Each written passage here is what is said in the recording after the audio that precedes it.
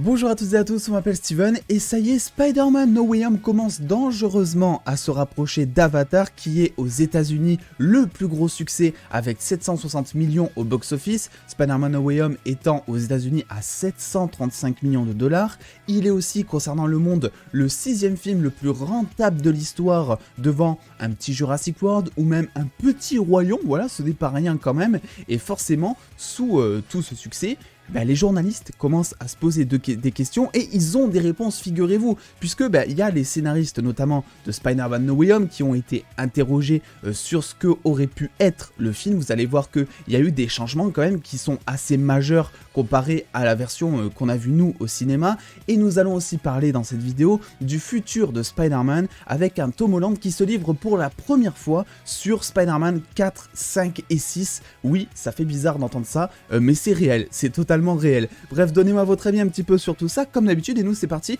on se charge de décrypter tout ça.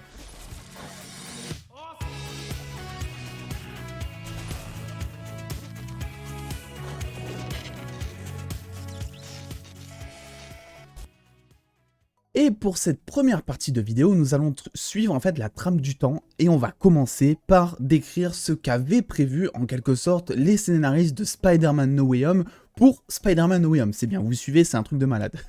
Donc, à commencer déjà par Chris Malena, qui lui est donc un des scénaristes de No Way Home, qui nous explique déjà, en petite anecdote, que l'idée d'une trilogie afin d'emmener Peter à devenir un homme, entre guillemets, en tout cas c'est comme ça que ça nous le montre aujourd'hui avec No Way Home, et en fait tout ça avait été pensé dès le premier film par le réalisateur John Watts. Et c'est assez drôle finalement, parce que nous, pendant qu'on s'amusait à théoriser, même si bon, ok, c'était gros comme une maison, on n'est pas non plus surpris, mais c'est toujours cool de le décrire, on savait pas si forcément on aurait des suites ou autre, eux ils avaient vraiment tout planifié en avance, y compris aussi, on l'oublie pas, Civil War. Le but était tout simplement dans Civil War de nous montrer un aperçu du personnage et surtout de sa relation avec Tante May. Une relation qui a été pensée pendant longtemps pour amener à la transformation de Peter Parker, qui se transforme, selon les mots du scénariste, dans le sang de Tante May, pour le citer. Et en parlant de mort de Tante May, justement, figurez-vous que donc c'est le scénariste du film Eric Sommers, qui nous a fait un point et qui nous a dit qu'il avait pensé à une toute autre fin pour Tante May, qui est décédée. Oui, j'aime bien remuer le couteau dans la plaie. Donc une fin qui, de base, était une mort, oui, ça c'était prévu depuis le départ, mais une mort dans une ambulance. Sauf que ça s'est pas fait parce qu'apparemment ils n'ont pas pu tourner la scène en raison donc des difficultés de la pandémie. Ils nous expliquent aussi qu'ils ont donc cherché à déplacer la scène à un autre endroit, probablement quelque chose imagé, j'imagine, par le combat entre Norman et Peter qui, rappelez-vous, s'écroule au rez-de-chaussée de l'immeuble de Happy et qui tombe alors comme un accord, comme par hasard, sur Tante May qui est là au mauvais endroit, au mauvais moment, et qui cherche aussi à protéger Peter, et donc une Tante May, forcément, je vais pas vous faire un dessin, qui est maintenant décédée, voilà, ça c'est fait. Alors concernant mon avis, avant de passer un petit peu au reste de la vidéo, je trouve que c'est plutôt pas mal de finalement qu'il y ait eu cette pandémie dans ce sens-là, dans le sens où une mort dans une ambulance, ça aurait, c'est sûr, créé une scène aussi triste que la scène que l'on a eue, on aurait été marqué comme on a été marqué avec No Way Home.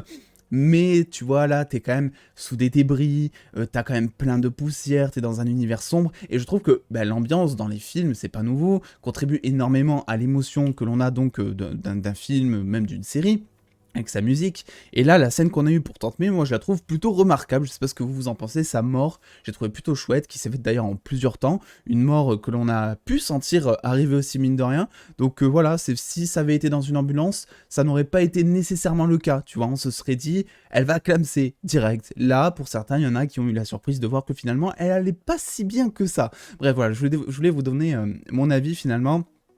parce que ça me semblait important. On a aussi des informations concernant les méchants, parce que rappelez-vous, avant la sortie de No Way Home, on avait beaucoup de théories sur une potentielle apparition ou une adaptation des Sinister Six, donc un groupe qui est composé de 6 méchants, et on s'est demandé plusieurs fois sur la chaîne et même un petit peu partout, qui pourraient être les 2 méchants qui pourraient se rajouter dans No Way Home. Voilà, à un moment on était quasiment convaincus que 2 méchants supplémentaires allaient se rajouter au casting de base. Et bien figurez-vous que c'est aussi un petit peu comme ça que les scénaristes l'ont pensé. Parce que, ok, je veux bien croire, ça ne s'est pas fait, parce que bon, ils nous ont laissé entre les mains,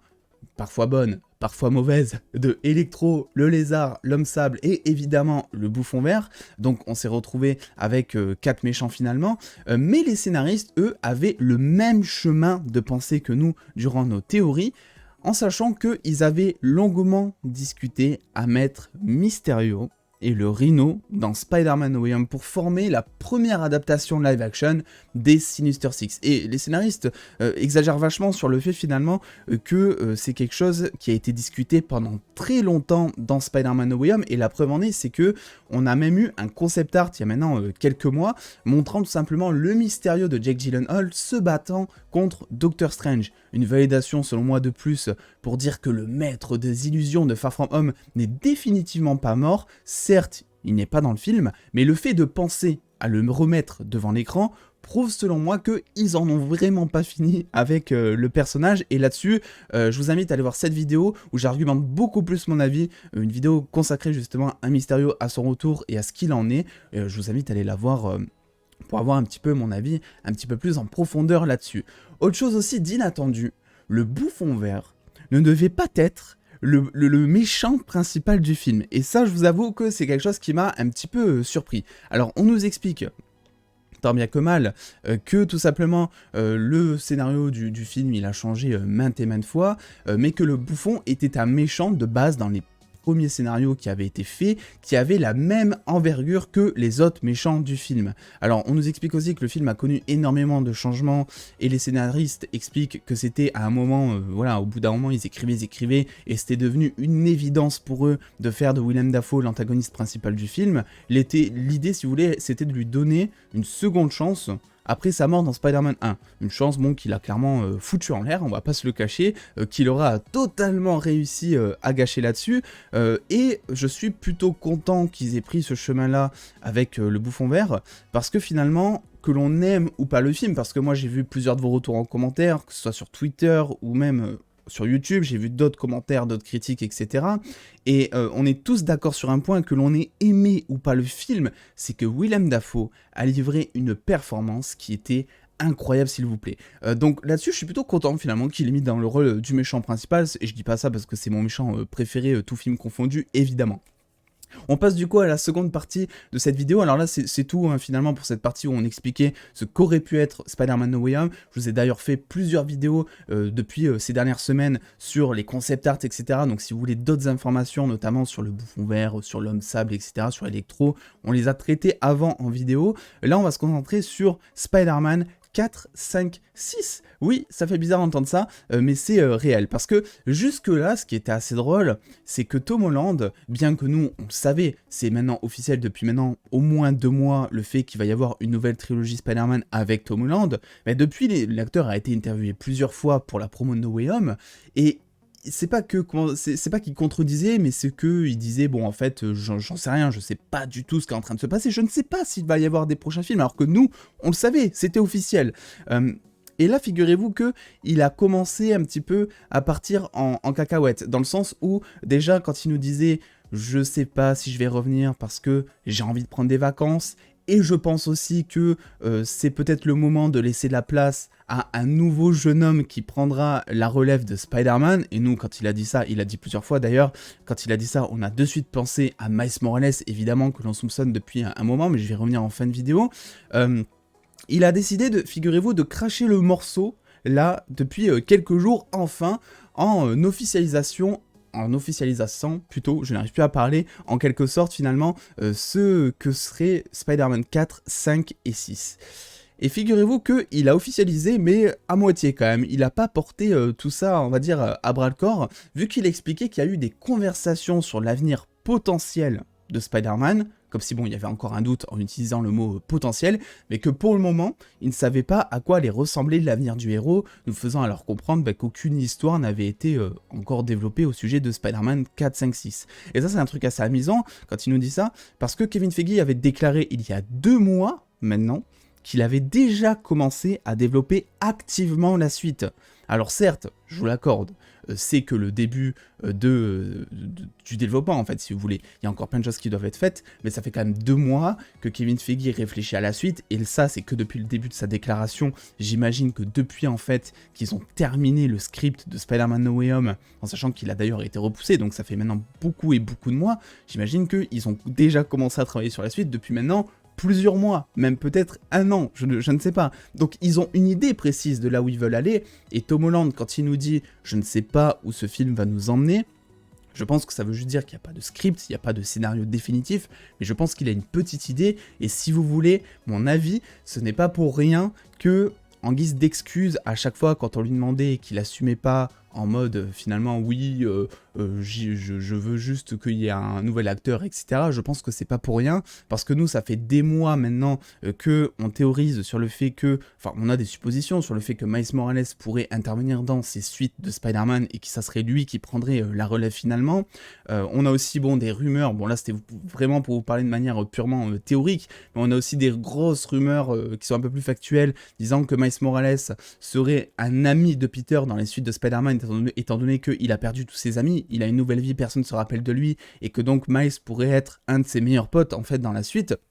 Donc tout ça me fait dire que oui, on se dirige de plus en plus vers Miles Morales. Tom Holland a enfin officialisé à moitié Spider-Man 4, 5, 6, mais il y a une chose sur laquelle il n'a pas menti finalement, ça n'a rien à voir, vous allez voir, mais je trouvais l'anecdote plutôt sympa, c'est tout simplement que oui, il est en vacances, et oui, il a bel et bien prévu de monter une famille, vu que ça y est, c'est officiel, il vient d'acheter une maison avec Zendaya à Londres. Tous mes vœux de bonheur, évidemment, au petit futur Spidey que l'on attend tous, ça va être trop mignon. Bref, voilà, je voulais un petit peu vous donner mon avis là-dessus, évidemment, revenir un petit peu sur tout ce décryptage, parce que Spider-Man No Way Home est sorti maintenant depuis plusieurs mois, et on continue à avoir des news. C'est la première fois que je crois que je vis ça dans un film. Le film est sorti depuis 2 mois, et on apprend encore et encore des choses, des anecdotes, des choses sur le film, des concept art, il y a plein de choses qui sont en train d'être dévoilées. Je sais même pas si on est au bout du bout, mais comptez sur moi pour vous partager tout ça, parce que évidemment, moi c'est des choses qui m'intéressent sur la chaîne. Bref, je vous donne rendez-vous déjà cet après-midi. Enfin, cette vidéo est déjà sortie, donc je suis actuellement en stream. Si jamais vous voulez venir, on est sur Batman Arkham Knight. N'hésitez pas à lâcher le petit pouce bleu si cette vidéo vous a plu et à venir me suivre juste ici là sur les réseaux sociaux pour avoir beaucoup plus de news en exclusivité et en avance. Et en attendant les dos, prenez soin de vous, faites-vous bien kiffer. Des bisous les dos.